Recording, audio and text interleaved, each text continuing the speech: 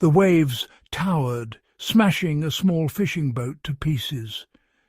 The crew clung to wreckage, hope fading. No ship could reach them in such a storm. Their cries vanished in the wind. Suddenly a new sound cut through the chaos, a rhythmic thumping. A light appeared in the sky, growing brighter. A helicopter defying the gale. It hovered, impossibly steady, a beacon of hope. A rescuer was lowered on a cable, the pilot above fighting the wind with every muscle and instinct. One by one, the sailors were lifted from the sea, saved by a machine that seemed to break all the rules. That night, lives were saved not by magic, but by physics, by the brilliant application of science. The helicopter is a testament to our refusal to accept limits. It's the dream of flight, vertical flight, rising straight up, hovering, as free as a hummingbird. Achieving this dream was a journey filled with challenges that once seemed impossible. The helicopter's story is one of human ingenuity, courage, and relentless curiosity. It's a machine that can stand still in the sky, and that ability has changed the world. But how did we get here? What makes this machine so unique? Let's explore the remarkable journey of vertical flight. For centuries, we watched birds and dreamed of flight, always forward, always fast. Early inventors built winged contraptions, chasing speed to create lift. But some creatures, like dragonflies and hummingbirds, showed us another way, hovering, darting, changing direction in an instant. They manipulate the air beneath them, creating lift without forward motion. This was the dream, to rise straight up, to pause in mid-air, to be free from runways. Gravity, of course, was the enemy, holding everything down with invisible force. Airplanes generate lift by moving fast, their wings slicing through the air. But to lift straight up, you need to push a massive amount of air downward directly. The idea of a spinning wing, a rotor, dates back centuries, even to Leonardo da Vinci's sketches. Turning that idea into reality was a monumental challenge. Power, control, and stability were all unsolved problems. The dream was simple, the reality anything but. It would take generations of inventors to finally solve the puzzle. But the vision of standing still in the sky never faded. The road to the first helicopter was littered with failed experiments. Early inventors tried steam-powered machines with spinning rotors, but they barely left the ground. Engines were too heavy, materials too weak, and control was nearly impossible. Many machines spun out of control or crashed after brief unstable flights. A breakthrough came with Juan de la Cierva's autogyro, a craft with a free-spinning rotor and a forward propeller. His flapping hinge innovation solved critical stability issues. Inspired by the autogyro, inventors like Igor Sikorsky pressed on. In 1939, Sikorsky's VS-300 became one of the first practical helicopters. It was basic and hard to fly, but it could lift off, hover and land safely. Decades of failure finally led to success. The dream of vertical flight was becoming real. Each setback taught us more about the challenges of rotary flight. How does a helicopter overcome gravity? The secret is in its rotor blades, long, slender airfoils shaped like airplane wings. As the engine spins the main rotor, the blades slice through the air, even while the helicopter is still. The curved top and flatter bottom of each blade create a pressure difference.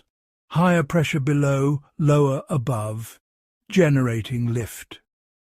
Bernoulli's principle explains this, but Newton's third law is just as important. The blades are angled or pitched to push air downwards. The action blades push air down. The reaction air pushes the helicopter up. To lift off, the upward force must exceed the helicopter's weight. To hover, lift equals weight.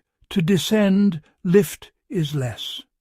The pilot controls lift by adjusting the pitch of all blades at once. This delicate adjustment lets the helicopter rise, hover, or descend with precision. It's a constant conversation with the air. The magic of vertical flight is really a mastery of physics. Every moment in the air is a balance of forces. That's the beauty and the challenge of helicopter flight.